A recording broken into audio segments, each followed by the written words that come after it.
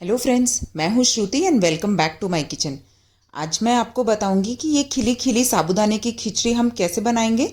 बहुत ही आसान रेसिपी है और आप इसे किसी भी व्रत में, स्पेशली नवरात्रों में बना के खा सकते हैं। तो चलिए हम ये खिली खिली साबूदाने की खिचड़ी की रेसिपी बनाना शुरू करते हैं। सबसे पहले हमें साबूदाने को भिगो के तैयार करना है। इसके लिए मैंने यहाँ पे ये मोटा वाला साबूदाना लिया है जिसे सोक करने में थोड़ा ज़्यादा टाइम लगता है। अगर आप बारीक वाला साबूदाना ले रहे हैं तो उसे इस तरह से बिल्कुल ना भिगोए क्योंकि उसे ज़्यादा टाइम नहीं लगेगा। तो यहाँ पे मैंने आधा कप मोटा वाला साबूदाना लिया है और आधा कप ही मैंने यहाँ पे पानी लिया है। इन दोनों को मैंने रात भर भिगो के रख दिया था, तो ये सुबह ऐसे फूल करके बिल्कुल रेडी हो गए।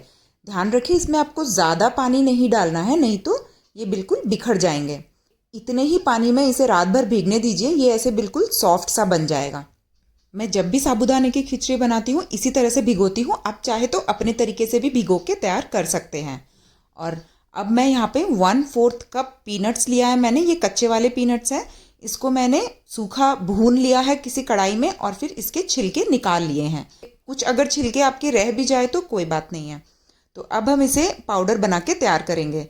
तो इसके लिए मैंने यहाँ पे इसे एक मिक्सर जार में डाल दिया है और फिर मैं इसका एक कोर्स पाउडर बना के तैयार कर लूँगी। ज़्यादा बारीक नहीं पीसना है हमें, बस थोड़ा दरदरा सा रखना है। और अब मैं इस पिसे हुए मूंगफली को इस भीगे हुए साबूदाने में डाल रही हूँ। इससे क्या होगा, एक तो आपका जो साबूदाना है वो कढ़ाई में चिपकेगा नहीं और बिल्कुल खिला खिला बनेगा। तो बस इसे पीनट्स डाल के इस तरह से एक बार चला दीजिए। तो हमारे साबूदाने बिल्कुल तैयार हो गए हैं। तो चलिए अब हम देख लेते हैं हमें और क्या सामग्री चाहिए होगी। तड़का के लिए मैंने यहाँ पे कुछ हरी मिर्ची लिए हैं, उबले हुए आलू के पीसेस लिए हैं, आधा इंच अदरक का टुकड़ा कटा हुआ लिया है, कड़ी पत्ता, धनिया पत्ता, एक नींबू। और क्योंकि हम व्रत के लिए बना रहे हैं तो मैंने यहाँ पे सेंधा नमक यूज़ किया है। अगर आप नॉर्मली बना रहे हैं तो प्लेन नमक और लाल मिर्ची का भी इस्तेमाल कर सकते हैं। तो अब मैंने यहाँ पे एक कढ़ाई चढ़ा दिया है और इसमें मैं 2 बड़े चम्मच तेल डाल रही हूँ। अगर आप व्रत में तेल नहीं खाते हैं तो आप घी का भी इस्तेमाल कर सकते हैं। और फिर मैं इसमें आधा छोटा चम्मच जीरा डाल रही हूँ और साथ ही मैं यहाँ पे हरी मिर्च, कटे हुए अदरक और कड़ी पत्ता, इन तीनों चीज़ों को डाल के एक बार ऐसे कुछ सेकंड्स के लिए सॉटे कर लेंगे। जब ये हमारे ऐसे चटक जाए फिर हम इसमें ये उबले हुए कटे हुए आलू डालेंगे और फिर इसे कुछ सेकंड्स के लिए सॉटे कर लेंगे। जब ये आलू भी हमारे थोड़े फ्राई हो जाए फिर हम इसमें जो हमने साबूदाना तैयार करके रखा था वो तैयार किया हुआ साबूदाना डाल देंगे। ये क्योंकि हमने इसे पीनट से कोट कर दिया है तो ये साबूदाना अब नीचे बिल्कुल भी नहीं चिपकेंगे और बहुत ही खिले खिले बन के तैयार होंगे। अब इस साबूदाने को हम बिल्कुल अच्छी तरह से इस तड़के में मिक्स कर देंगे और फिर हम इसमें नमक डालेंगे। तो यहाँ पे मैंने सेंधा नमक यूज़ किया है। अगर आप व्रत के लिए बना रहे हैं तो सेंधा नमक डालिए, नहीं तो प्लेन नमक और लाल मिर्ची का भी इस्तेमाल कर सकते हैं। आप चाहे तो यहाँ पिसी हुई गोल मिर्ची भी डाल सकते हैं, मैंने यहाँ पे नहीं डाला है। और बस इन सब चीज़ों को बिल्कुल अच्छी तरह से मिक्स कर देंगे और इसे 2 से 4 मिनट तक इसी तरह से कुक होने देंगे। जब ये ऐसे जो साबूदाने के बॉल्स हैं वो ऐसे ट्रांसपेरेंट दिखने लग जाए तब आपको पता चल जाएगा कि ये कुक हो गए हैं।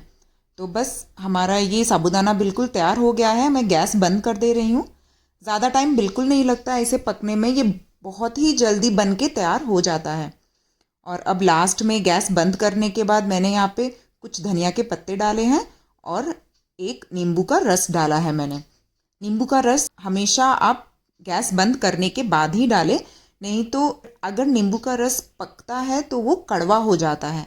तो इसीलिए आप इसे लास्ट में ही डालें और बस बिल्कुल अच्छी तरह से मिक्स कर दीजिए और हमारा साबूदाना खिचड़ी बिल्कुल रेडी है सर्व करने के लिए। अब आप इसे बिल्कुल गर्मा गर्म सर्व कीजिए किसी भी हरी चटनी या फिर दही के साथ। ये साबूदाने की खिचड़ी आप सिर्फ फास्टिंग में ही नहीं बल्कि नॉर्मली भी खा सकते हैं। बहुत ही फिलिंग होता है और बहुत ही हेल्दी भी है। सर्व करने के लिए आप इसे एक नींबू के स्लाइस और हरी मिर्ची के साथ सर्व कीजिए। तो अगर आपको ये मेरा वीडियो अच्छा लगा तो मेरे वीडियो को एक लाइक दीजिए, अपने फ्रेंड्स एंड फैमिली के साथ शेयर कीजिए और अगर अभी तक आपने मेरे चैनल को सब्सक्राइब नहीं किया है तो प्लीज़ मेरे चैनल को सब्सक्राइब कीजिए, बेल बटन भी क्लिक करें ताकि मैं जब भी अपलोड करूं सबसे पहले आपको नोटिफिकेशन आए। मिलती हूँ एक नई रेसिपी के साथ, तब तक के लिए thank you so much for watching.